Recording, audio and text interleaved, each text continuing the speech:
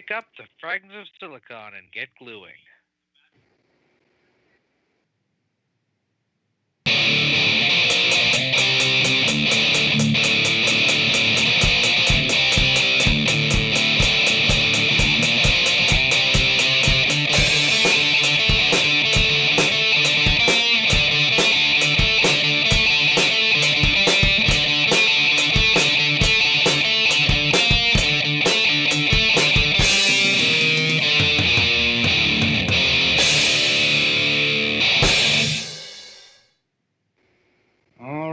Welcome to another installment of Fragments of Silicon. I'm your host, Adam.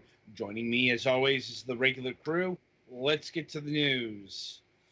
Let's see. Twilight, why don't you cap us off this week? All right, well, not really much going on over here, but the whole coronavirus thing, work is in all right. There was the whole slow startup of businesses thing started a few days ago, and that's not going as well as it should be. Nobody's wearing masks like they're supposed to now. Well, most people aren't, at least. Yeah. We'll see what happens with that. And weather's being on the cold side, but it's supposed to start warming up starting tomorrow, I believe. And yeah, not all that much going on. Let's see here. In terms of games,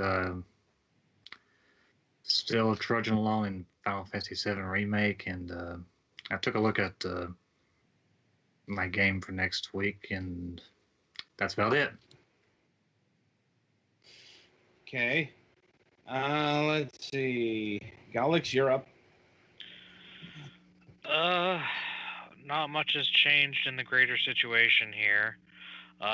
Finally figured out a computer method to play my Sunday Pathfinder game, so that's been nice. It was nice to talk to those guys again. My parents are going away for part of next week to go help my grandfather do some spring cleaning. So that'll be... Huh? Cleaning out an attic? No, cleaning up their house. They don't, he and his girlfriend don't really clean. So... That sounds fun. They're going down for a week, and they're going to stay at my grandfather's girlfriend's apartment for a while. And I will be in charge here. So all right, then. Otherwise, not a whole lot. Okay. Well, Petty, it's your go. Not a whole lot going on here. The Digimon on the VPet thing I have, the first Charizard finally died, so I'm now raising a Gabumon and a Hackmon. So that's... Did you get a traded egg or traded eggs? This game has like 5 eggs built in, then you can earn more. But whether or not they're traded is independent. Basically, it's when it's the second egg, did it have little sparklies over it? No. That's what happens if you raise your first one well, and it lives as long as it's supposed to, or whatever. And it makes it more likely that the second egg will evolve past Ultimate. Well, both of mine that I had before went to Mega, so... I don't know. Digimon are weird. Maybe you just didn't notice it, I don't know. Yeah, well, I also let my sister pick it, so... It may have showed up and she just didn't notice it either. And as far as gaming goes, in Final Fantasy XIV, we finally beat Eden 6, which was Ifrit and Garuda, and they fuse into Ratapashka, I think it is called. But yeah, we finally beat that. So hopefully we can beat it again this week and go into 7, which is I forget his name. I think it was like Dark Idol or something like that. Mm. So that's gonna be fun. And yeah, just been kind of playing Cyber Sleuth on my PS4 and just kind of bumming around. So I guess that's Okay. it for me. All right, my go.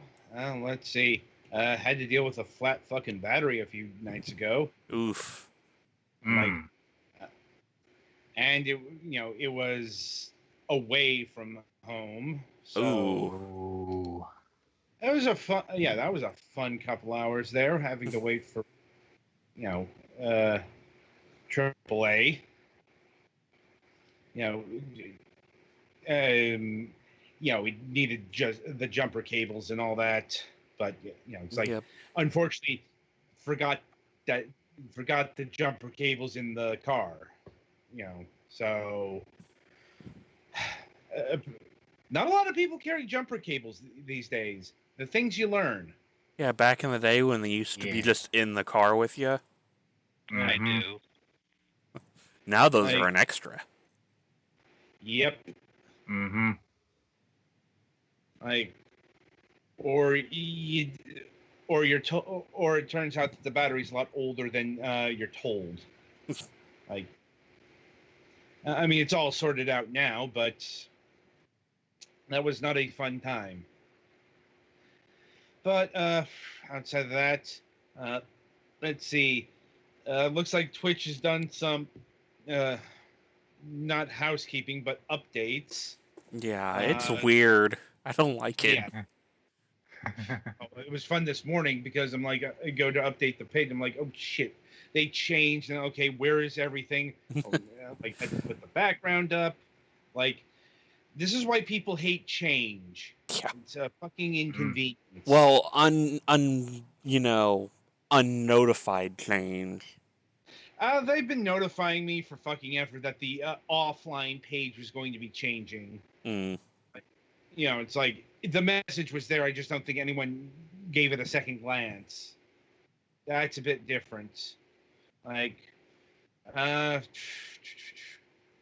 and yeah, that's about it for my news. So, merrily, we shall roll along to the interview portion of the broadcast. And joining us this week is Derek Fedellen Sonnenberg of Pixel Pajama Studios. Hello. Hello. How are you How are you doing? guys doing? I'm doing great. How about you guys? I think we're doing fine. Like, Well, I guess I heard about your days or weeks just now. it's not necessarily, that wasn't necessarily today. That was a few days ago. Mm-hmm. You know, today's been fine. Like, anyway, so how we like to get started? We like to get to know the person behind the game studio and what have you, and we do that by first asking them what got you interested in video games, both on a personal and a professional level. Well, I guess I started playing video games when I was probably like 4 years old, honestly, with my brother. And let's see, that'd be like 1994. I'm 30 now. And for game development, that's actually been a very recent part of our life. About a year and a half now, I've been programming, and I taught myself how to program and started making games with my partner. Mm. And indeed, what was the impetus behind that? What made you finally want to jump in and make games? Well, I've always wanted to do something productive with my time, and it's just a lot. It feels a lot more fulfilling to make a game as than to just play games endlessly. And it's really a lot of it now. It's about the 5-year goal, just like building and making games and trying to grow our creativity. Like 5-year goal? Yeah, like where we're gonna be 5 years from now. Oh, okay. I see what you're saying. And I suppose the question is, like, what is the 5-year goal in terms of game development? Like, doing this full time, doing more elaborate projects, let's say? Kind of both. Just, I mean, right now we do it as a hobby, like under 10 Okay. hours a week, sort of deal, just like in our spare time. And eventually, we would obviously like to do it as our business when it becomes profitable. Not an uncommon goal. Like, and That's indie dev in a nutshell. yeah. It's like, just given what you've developed so far, I kind of expected this to be a side gig. Um, because, well, what you've developed so far are a couple of pretty simple, pretty basic shmups. Not saying there's anything wrong with that, but they definitely look like they didn't take, say, 5 years to create. Absolutely not. The first game that you're referring to, Astral Defense, took me, well, overall, because I had to learn how to make sound effects, it took me just over a month, probably. But the majority of it in about a week. I'm like, And I solo developed that one. yeah. Now, I suppose another question is: do you have like prior computer programming knowledge or prior artistry skills that helped you along in making video games? No. So, I used to work on a farm raising mink. completely from scratch. Right. Yeah, I just Google everything, and eventually you don't have to Google anything anymore. I mean, a month is a pretty good turnaround time for a first-time project. Yeah, and this one that you're playing on screen right now, Sunner Smash, it was our main project for about 6 months. Uh-huh. Now, I don't know if we even got 10 hours a week put into it sometimes because it was through the summer. We had a lot of barbecues, a lot of time at the lake, and there's not enough time for hobby time when you're throwing in all these fun things. Sometimes that happens. Now, was there anything in particular outside of, say, external time constraints that made Sonar Smash take 5 more months? Well, I put a lot more into this game. Like it, for one, my partner, I solely developed Astral Defense, and my partner Bon Bon did most of the art and animation for it. And when you add one more person, the amount of back and forth that goes through also takes a lot of time, but it makes a much better game. And I personally am a lot more proud of Sonar Smash than Astral Defense. When you say you put more into it, like more levels, more enemies, more effects, more music? There's way more music. There's a lot more enemies, and all the enemies are, well, there's a lot more new mechanics basically. Like if you were to play Astral Defense right now, it would be pretty much basic, a lot more basic. Like here you have reflex going on all the time, and right, that clownfish had a machine gun like ability. You don't see that in Astral Defense. I mean, I can port those over, but that would require some art asset time. And go ahead. And like the rewards, there's no rewards in Astral Defense. There's no sense of progression. Mm-hmm. Even though the sense of progression in Sonar Smash is fairly limited, as you're just like earning all these pieces to jumpstart yourself, basically. It definitely gives the sense for the mobile user, like at least they're getting something rather than nothing. I see what you're saying. And along those lines, what made you want to target the mobile sector for your shmups? Well, there's a much bigger audience. Like we just got featured by Apple about 2 weeks ago now, and we jumped from 1,000 downloads, so now just over 15,000, and that's been super fun. Like, and what's the pricing structure for the mobile version here? Like, is it, you buy once and you get the entire game, or is it like carved up into packs?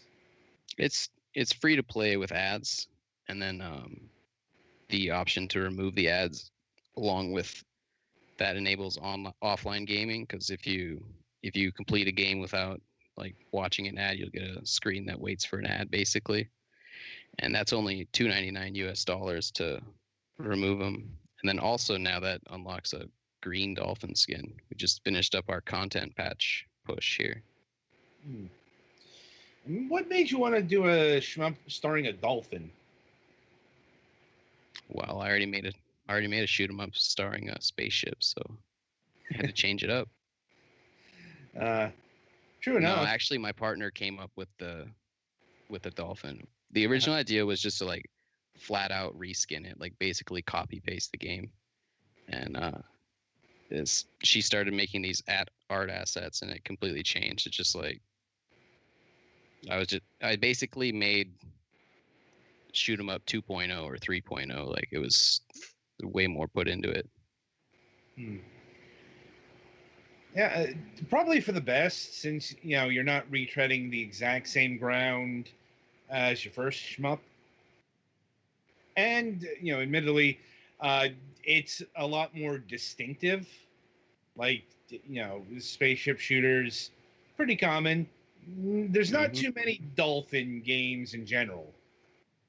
Let alone dolphin. No, we got a lot of Echo the Dolphin comments on Twitter, specifically Twitter. Just not surprised. Like, although this game looks more fun to play. Echo's pretty fun.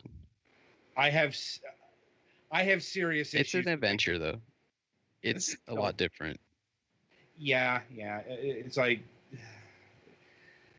Anyway, what is the story, if any, going on in Sonar Smash? Why is this dolphin shooting these creatures with its sonar? He's just on a journey, and these dangerous sea creatures just are trying to F up his day. What will he do but defend himself? Fair enough, I suppose. And how long is this shmup? How many levels? It's endless. It's all procedurally generated, so it'll be unique every time. So it's an endless shmup. I assume it has auto fire in it? It does not, because your entire firing mechanic is based off your energy bar. So you could basically shoot all your special and base shot at the same time and just dump your load, as you would a rogue in like World of Warcraft, or a thief in Guild Wars 2. And what's post-launch support looking like at this stage? Like you just mentioned that you did a skin update. Are there more plans for that?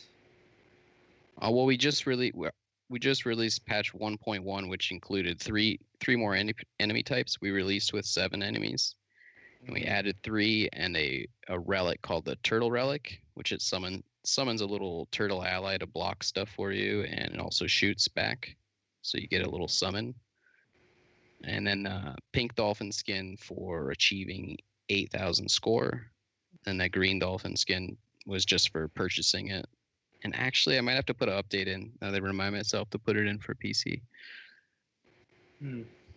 And indeed, even though this game is primarily a mobile shooter, there is a PC version available. Any particular reason why that build exists? Simply because I can compile it, and itch.io is so easy to put stuff on. There's really no reason not to. I see. And I'm not going to say it's built for PC. The PC version could use a lot more features to push it like to a Steam viable version. And eventually we would like to put all our games on Steam, but that's something I would work on PC wise. Yeah. A little more. So for the audience at home, the version that is streaming on the video is actually the PC version, and I think you can see why it's on itch.io. It is the same aspect ratio as a phone, like, so I could see why you would want to put in a bit more work before launching a Steam version. Yeah, I could expand the grid and create a bigger aspect ratio. I mean, it would take some work, and we haven't really had a big demand for PC, so kind of waiting for the itch version to pay for itself to go to Steam. And how much is the itch version?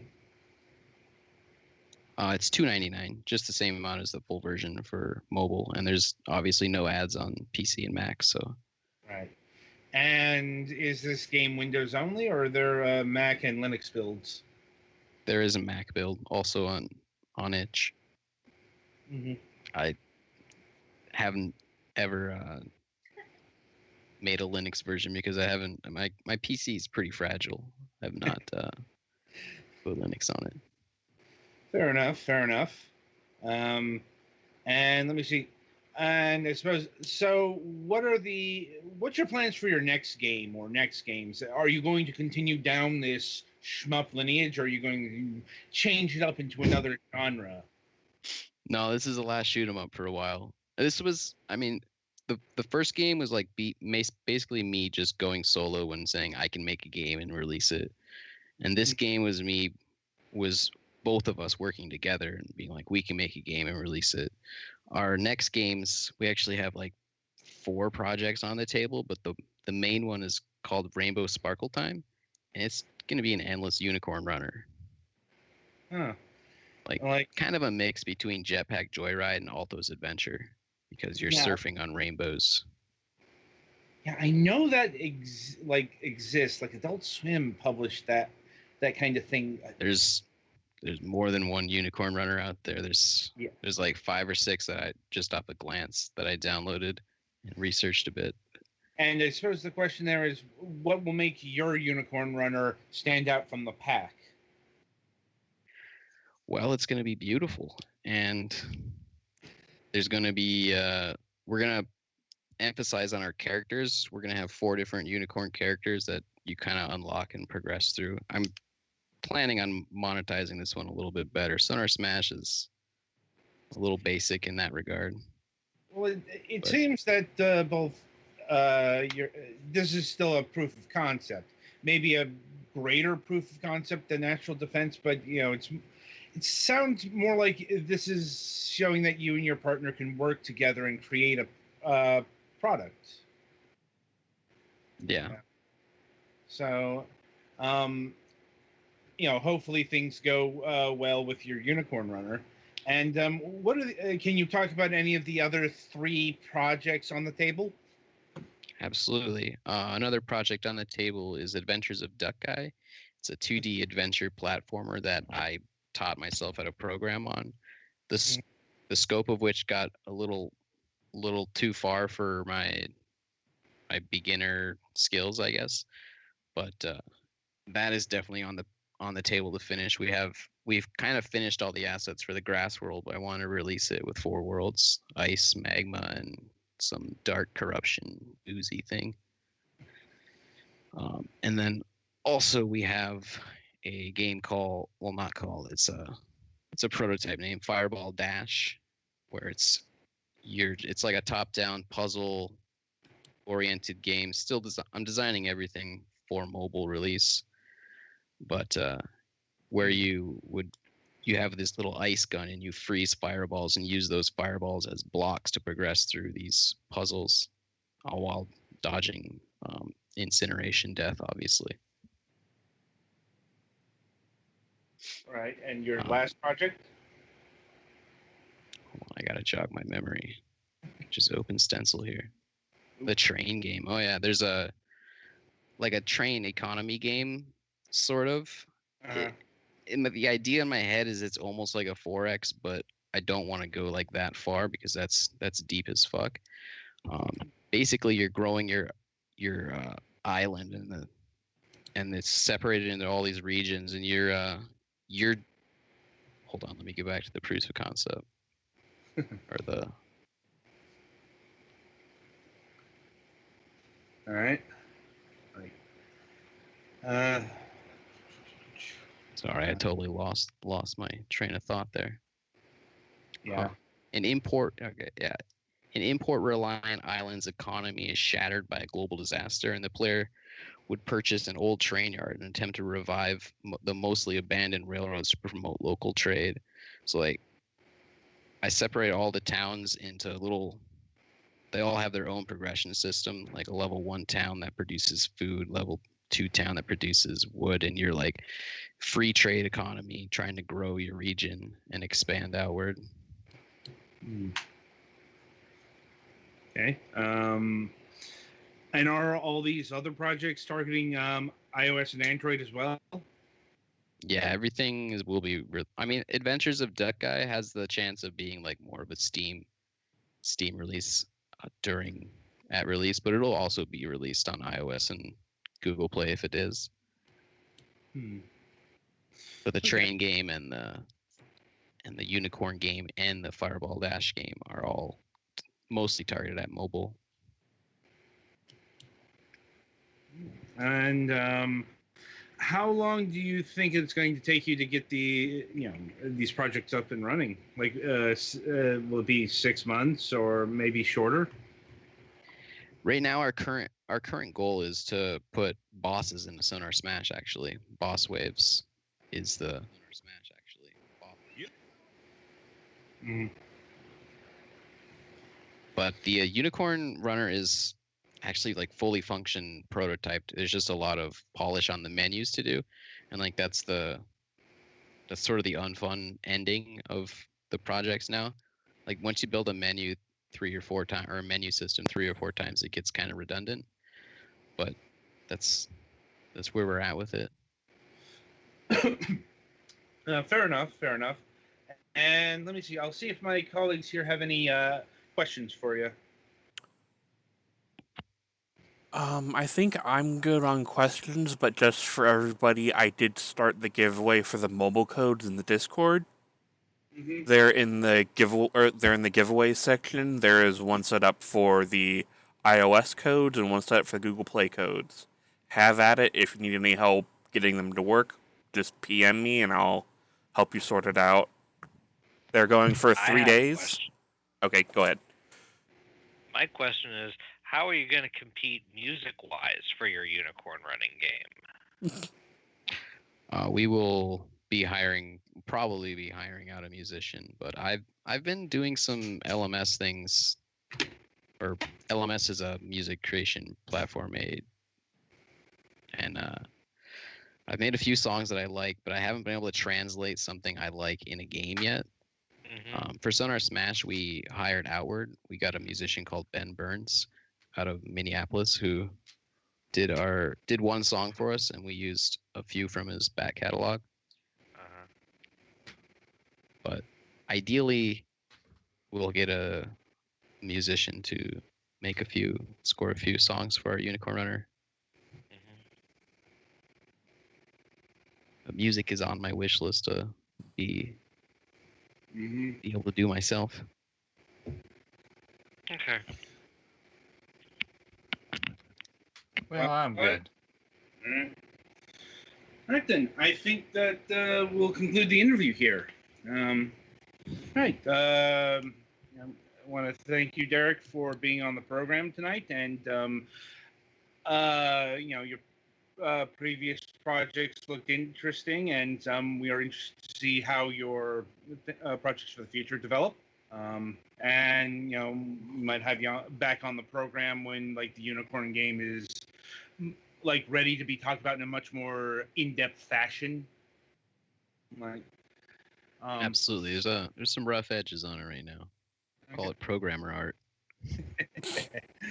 Indeed. But until then, the game is Sonar Smash. It's currently available for Android, iOS, and PC via itch.io. Mobile versions are free to play with ads, or you can pay $3 to remove the ads, and the itch.io version is that price as well. Be sure to pick it up today.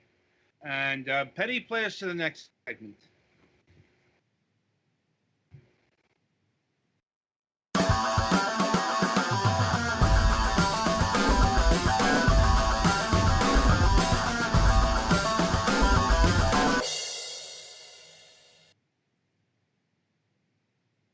All right, welcome to the topic of discussion.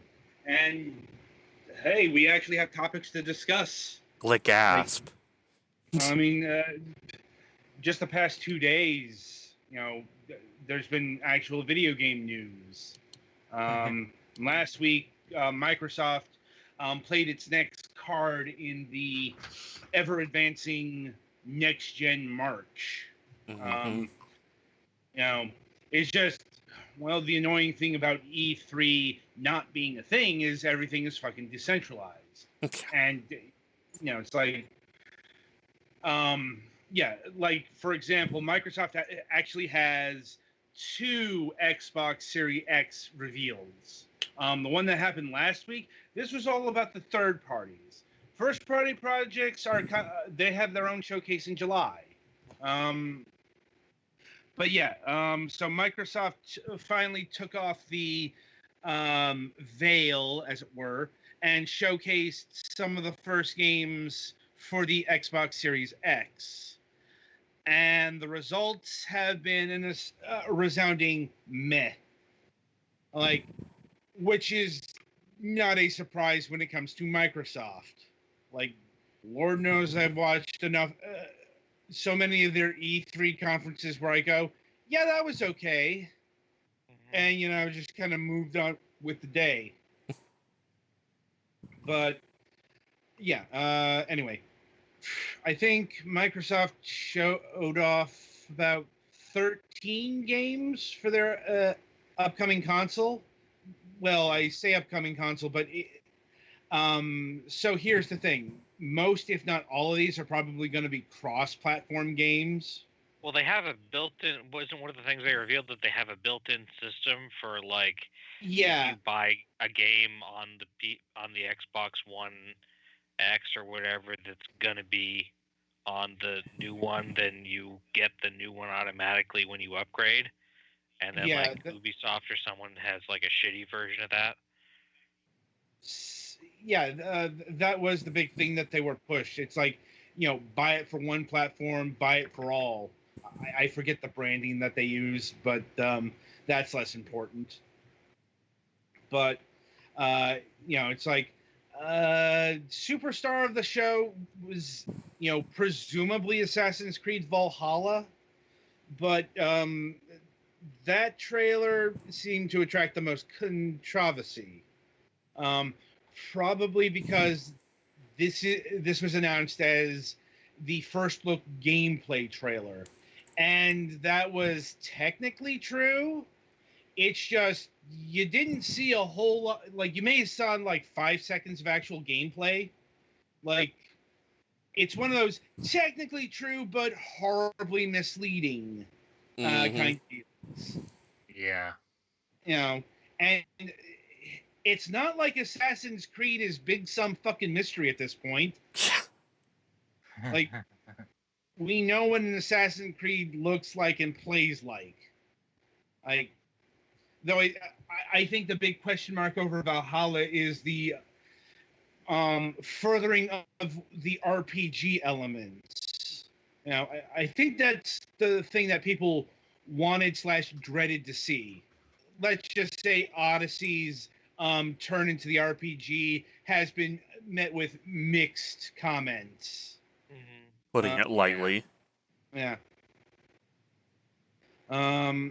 Let's see. Other games that were shown off. Call of the Sea, which is a first-person adventure puzzle game that was set in the 1930s that has players exploring mysterious islands. Like, honestly, there was a lot of mid-level stuff here. Not it's like not something, a lot less in the way of Assassin's Creed Valhalla's and more in the way of, say, Bright Memory Infinite, which is apparently being done by a single developer.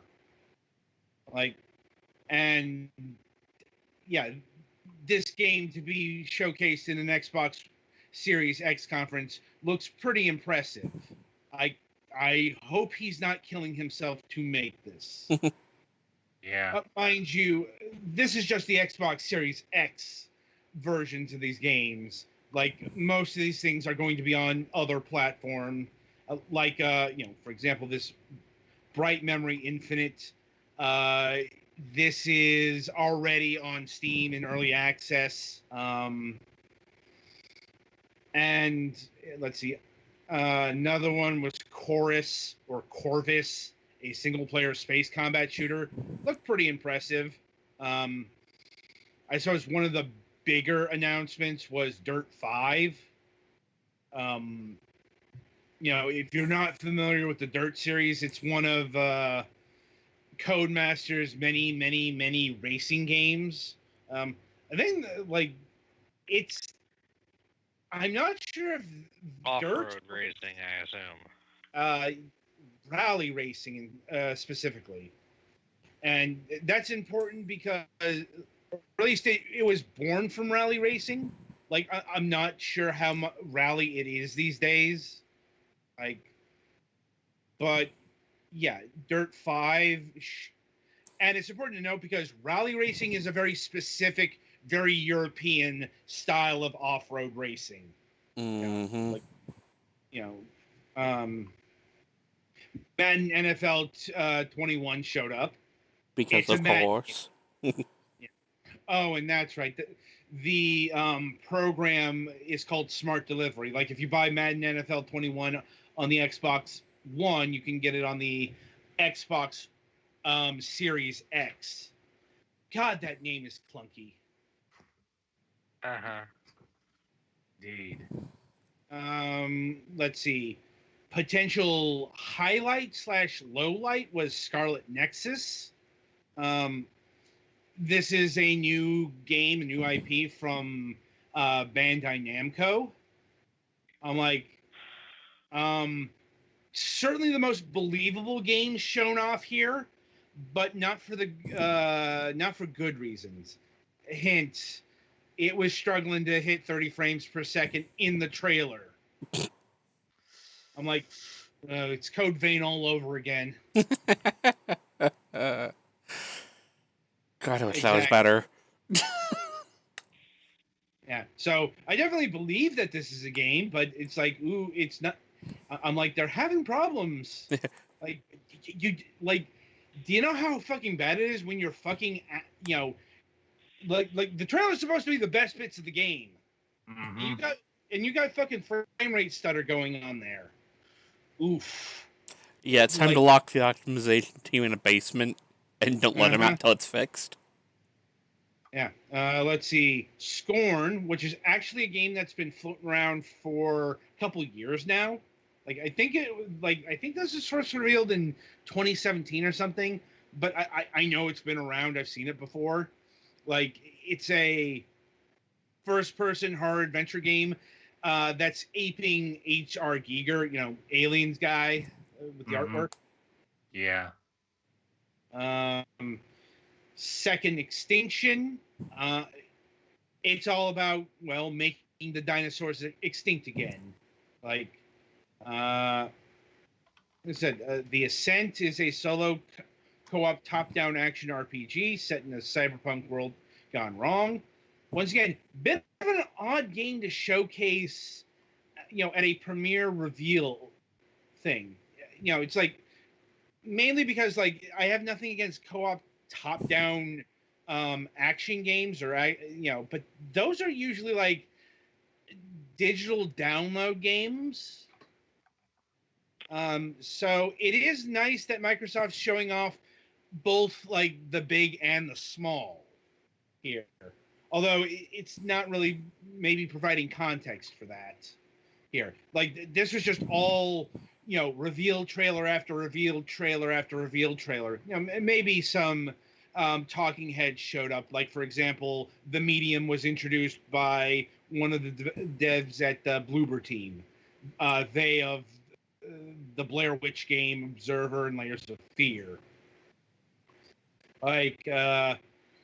They showed off, quote unquote, Vampire the Masquerade Bloodlines 2.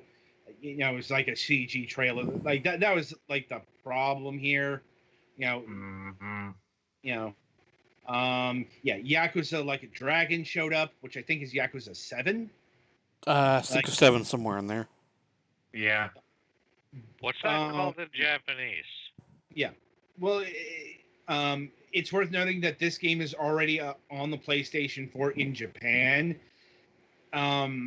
It's a bit odd for a Yakuza game to be showcased at a Microsoft thing, because it's so, Yakuza's pretty associated with PlayStation, but I'm guessing that this is the attempt to break that. And yeah, that's about what they showed. And I think you can, like, just from that, that kind of shows you why this landed with a resounding okay. There's a distinct lack of star power. Mm-hmm. Like, or at least stuff that was pushed as stars. It's like you can have new things. In fact, it's probably better that way. But it's like Microsoft isn't really pushing, say, Chorus here as the next Assassin's Creed or the next Anthem. I know Anthem crashed and burned, but that had a massive amount of hype around it. Yeah, like weapons not, grade hype. Mm-hmm. Like there's not a game here that isn't an established property where I could say, yeah, this is a new thing to really showcase. Where they're really putting the hype resources in. That's got its own problems. It's not necessarily a showcase of what the console can or cannot do. And like I said, they do have a lot of fresh stuff here, stuff that may break through, that may not. But there's not a sense that the next big franchise is among the freshman class here. Once again, that's not discounting organic breakthroughs; those do happen. But here's the thing: more often than not, the next big thing is usually hyped up to be the next big thing. Like, I would expect this to be happening at the Xbox Game Studios unveiling, like whatever fucking whatever big RPG Obsidian is working on, or In Exile is probably gonna get the Fable push, for example. And yeah, it's also the franchises that did show up, didn't really show up. Like Valhalla technically had a showcase, but it didn't please fans. I don't remember gameplay being shown for NFL Madden 21, but then again, would it really matter? Like, here's the thing to look at for the next gen sports titles. Not necessarily how they play, but feature sets. Mm-hmm. I'm like, or graphics. Like, okay, did you actually take advantage of the next gen hardware? Or, good God, were you like the launch version of Madden for the Xbox 360? Which, yeah, okay, for those who don't know, like, the initial version for Madden on the Xbox 360 had literally half the features of the PlayStation 2 version, because they had to build a new version for a new platform, and they couldn't just like upscale the PlayStation 2 version because HD era. Mm-hmm. So they had to shit out a Madden that was literally half the game it used to be. Yeah, people were not happy with that version. Obviously that improved, but it's at the end of the day, it's a Madden title. I think what you're generally going to get from a Madden title. So yeah. Overall, the performance seemed to be a C-. Like, nothing untoward bad, but nothing all that exciting. And it's not hard to see that the fact that the news of this is already kind of faded. Like, and yeah, there's not really much to talk about outside of, well, these were some games. Because I once mean, again, rarely is the, or I should say, with every good, I mean, the first things of a new generation should show off some new stuff, right? but it always takes a little while before they can really optimize it properly. Like honestly, I think we had a much better next gen showcase today than we did with this Microsoft daily. And for those who missed it, Unreal Engine 5 got announced today and had its big rollout. We might talk about that next week. I'll be honest, talking about engine stuff concerns me because, we're not game It's dev. mostly petty fan. What? It's like anyway, we're probably either going to talk about that or maybe Tony Hawk or maybe something else, depending on the news. We're officially in the reveal season. Uh-huh. So we'll see what builds up over the course of the week.